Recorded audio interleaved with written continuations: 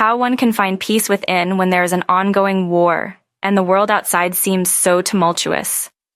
Well, in a world that often feels overshadowed by the clouds of conflict and uncertainty, where the news of war, crisis, or natural disasters like earthquakes may touch the very core of our being, it's easy to feel overwhelmed. Remember, you're not alone in this journey. Amidst the chaos, there's a light within you, waiting to be discovered, waiting to shine through. This World War video series is a beacon for those seeking solace, understanding, and strength, where we dive deep into the heart of managing our inner turmoil. We'll learn how to find clarity amidst chaos, and how we can anchor ourselves and others when the storms of life seem relentless. Today, in the first video from this video series, we embark on a journey together. A journey of reflection, resilience, and renewal. Our first step is learning to navigate through the overwhelming waves of thoughts, emotions, and worries that might seem all-consuming. Together, we'll explore tools and techniques that light up paths of peace and resilience. So, take a deep breath. Let's step into this journey with open hearts and minds, because when the weight of the world feels unbearable, remember, you have the power to light your way through the darkness. This is where we begin. Here we turn our focus to anyone who's having difficulty managing their thoughts and emotions in relation to the ongoing war situation in the world. Please note that this video is not aimed at people who are either in immediate danger or a direct crisis situation. When an event impacts our world and everyday lives, it's no wonder we can become emotionally affected. Some of us react with intense worry, fear, hopelessness, despair, or sadness, while others can feel rather disconnected or empty. Because we all react differently to difficult events, our needs may also be different. In this program, you'll get help with determining whether your worries have become so great that you need to try to limit them. You'll also learn strategies for limiting your worry. Many of us are worried about the ongoing war situation in the world, and possible World War III. It's understandable and very human to feel worried. Worry isn't harmful in itself, and you don't need to do anything about your worry unless you think it's affecting you too much. It's often helpful to talk to those around you, try to take care of yourself, and continue living your life as usual. If you find that the worry itself is causing you distress or preventing you from taking care of yourself, it can help to try to limit it. Humans have a unique ability to imagine what might happen in the future. This ability allows us to prepare for events that haven't yet occurred. When we think about something unpleasant that might happen in the future and how we'd handle it, we usually call it worry. The vast majority of us worry from time to time during our lives. Worrying tends to be more frequent and harder to let go of when we find ourselves in situations that we are unfamiliar with, or that involve a great deal of uncertainty. War in different countries is something that we are unaccustomed to. It also involves a lot of uncertainty.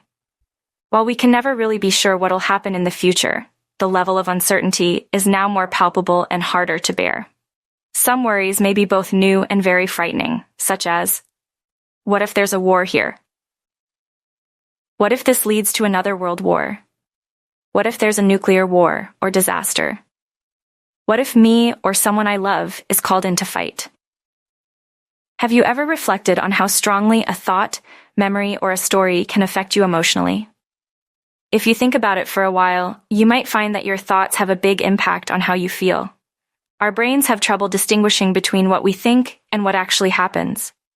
This can lead to us experiencing a strong emotional reaction just by thinking about something. Thinking about a fond memory can make us feel happy, but on the other hand, we might feel frightened when we think of something awful like war.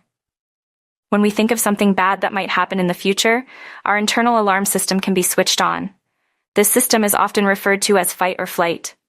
When the system is activated, a series of physical reactions start automatically. Fear or anxiety are the most common reactions. They take the form of one or more of the following physical symptoms: heart palpitations, pressure across the chest, difficulty breathing or a choking sensation, raised pulse, dry mouth, stomach problems, gas, diarrhea, nausea, trembling and shaking, sweating or temperature changes, both hot and cold, dizziness, numbness, or a tingling sensation. These automatic reactions help us when we're threatened. The body adjusts so that we can escape from a situation or defend ourselves more quickly. However, The reactions are intended to be short-term, not long-term. If your alarm system is triggered repeatedly because you're always thinking of all the bad things that could happen, your body will remain on high alert. Feeling afraid because of the war in Ukraine is a natural and beneficial reaction. You don't have to try to get rid of the feeling, but if you feel scared virtually all the time because you're thinking about the future, you may need to help your system calm down. Worry can also lead to low mood. In times of crisis, we often have more negative thoughts than usual.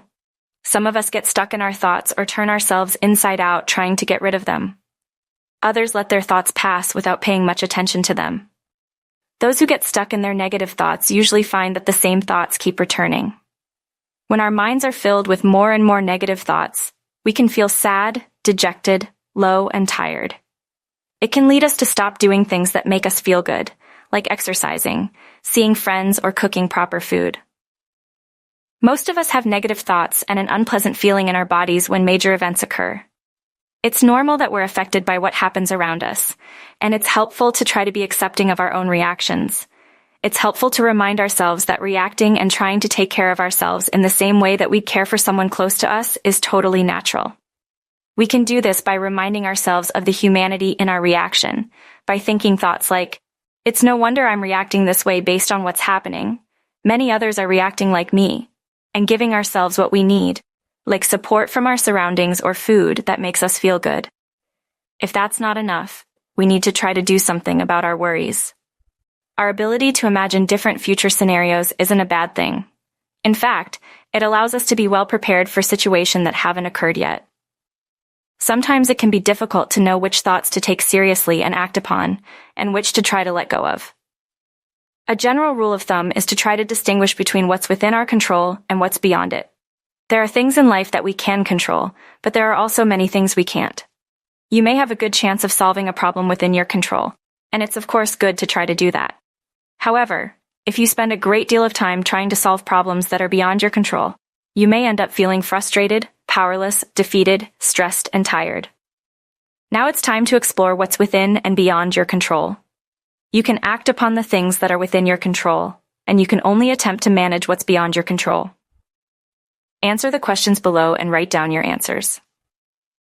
What are you worried about? Write down the thoughts that come up most often. What can you control yourself? What can't you control?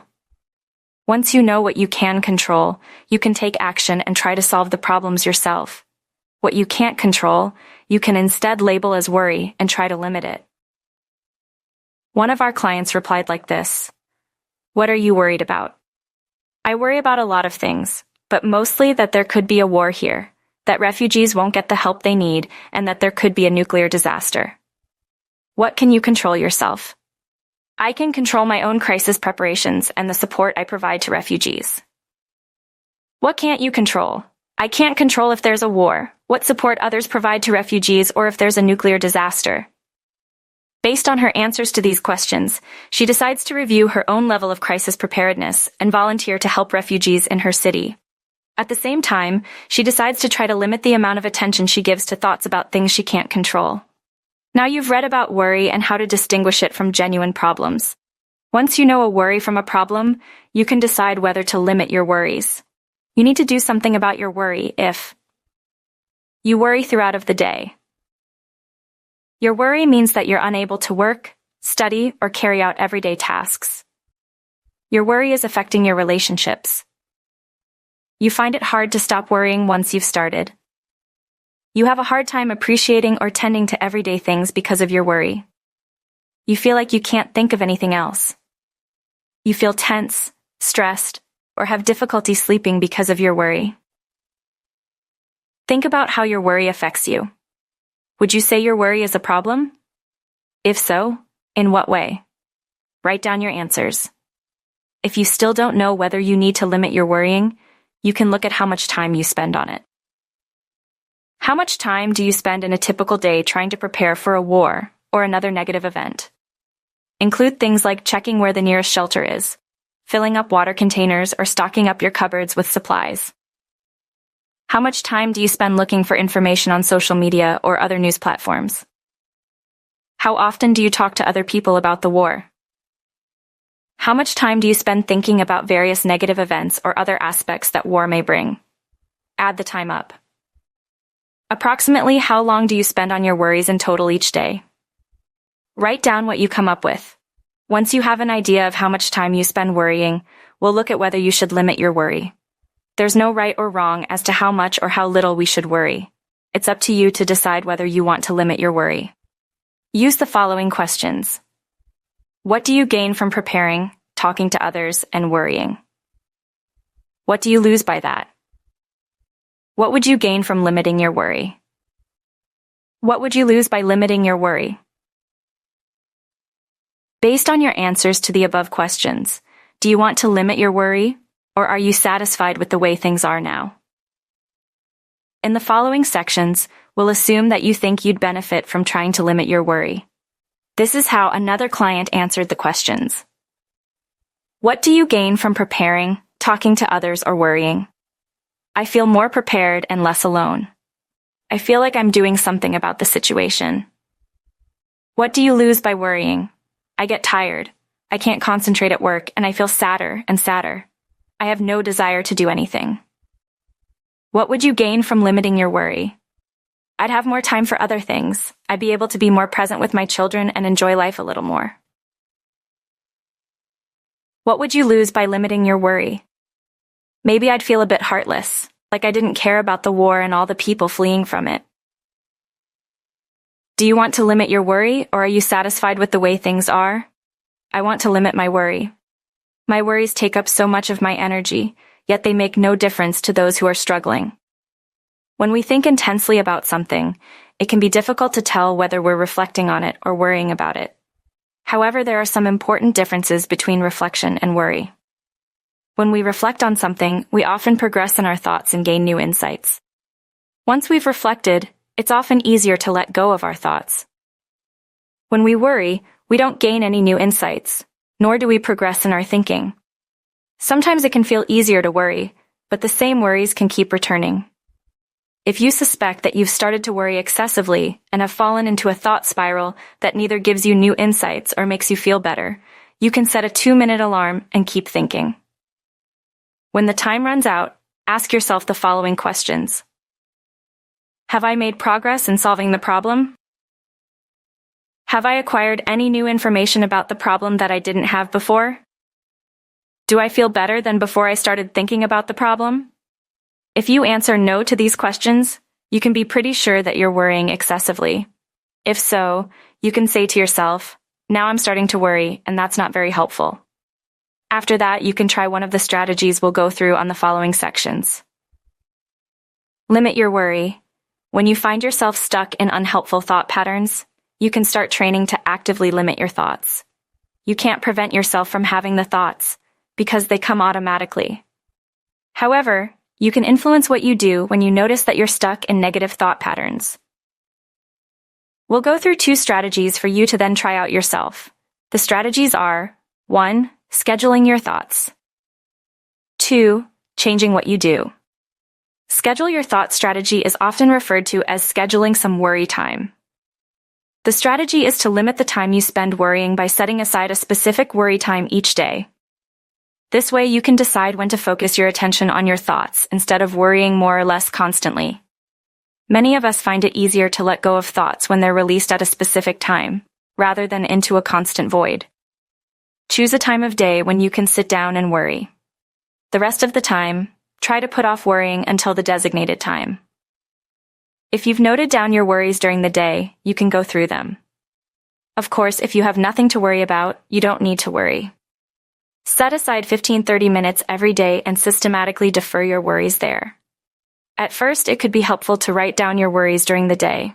Gradually, you can switch to mentally deferring your thoughts to the future. For example, by thinking hello thoughts about the war, you can come back at 18 o'clock.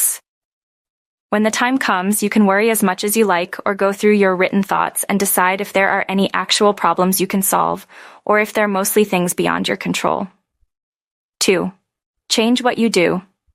We can't influence what thoughts we get, but we can create room for different types of thoughts. If you talk a lot about the war, follow the news closely, or spend a lot of time and attention preparing for a disaster, you'll have more thoughts about it.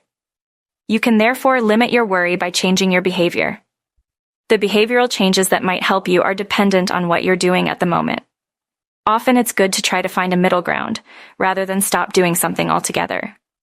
Below are some suggestions for changes that could be helpful. Watch the news once a day. Audit your social media feed to reduce information about the war. For example, you can choose not to follow people who are at war, but instead access their content while you watch the news. Decide how much time you'll spend each week preparing for a crisis. Agree with people around you that you'll talk about other things too. If you want to test this strategy, start by answering the following questions. What behavior do you want to change? How are you doing now? What do you want to do instead? Is there anything stopping you from making the change? How can you overcome it? Now I will explain these by an example. Tom follows several people on social media who are in the midst of the war and post videos several times a day. For Tom, it's important to stay informed, and he takes pride in finding the most up-to-date information. At the same time, he's found it hard to think about anything else and finds himself refreshing his feed several times each hour. He answered the questions as follows. Which behavior do you want to change? My use of social media. What do you do now? I check it several times each hour. What do you want to do instead? I'd like to check once a day at around 19 o'clock. Some accounts I should avoid checking at all, because it's hard to know if that information is reliable. Is there anything stopping you from making the change? I have an automatic tendency to check the news. Sometimes I don't even think about the fact that I'm doing it. How can you overcome it? I'll try removing the app from my home screen and put it into a folder that's less visible. We've gone through several strategies here. You don't have to use them all at once. Instead, try to pick one or a few strategies that you think will work well for you and start with them. Remember, it's no wonder that you have negative thoughts, and you shouldn't pressure yourself to manage them perfectly. Instead, try to be open to testing different things out. To wrap up, our ability to imagine different events in the future allows us to prepare for events that we've not experienced. It's human to worry. If your worry doesn't cause you suffering or worsen your mood, you don't need to do anything about it. If you worry so much that it's taking a toll on your body, you may need to limit your worry. Sometimes we worry about things we have control over. In these cases, we can try problem solving instead. You can use the 2-minute rule to determine whether you're worrying or reflecting. You can try to limit worrying about things that are out of your control by introducing worry time and changing what you do. Your tasks after watching this video are 1. Examine whether you worry about things that are within or beyond your control. 2. Think about how your worry affects you and whether your worry is a problem for you. 3. Examine how much time you spend worrying. 4. Think about whether you have a want or a need to limit your worry. 5. If so, try using the strategies we've gone over. The 2-minute rule. Scheduling your thoughts. Changing what you do. There's one last thing we want to discuss. In times of crisis, it can be difficult to continue with everyday activities. We can lose interest or think they're pointless when there's a war going on. It's also common to feel guilty about having fun when others are suffering. By taking care of yourself and continuing to do things that make you feel good, it becomes easier to manage discouraging thoughts. It also gives you extra energy. You choose how you want to use that energy. It might feel important for you to be there for your fellow human beings, to be a supportive colleague, or to get involved in a humanitarian organization. In the next video from this video series, we'll talk more about taking care of yourself in difficult times.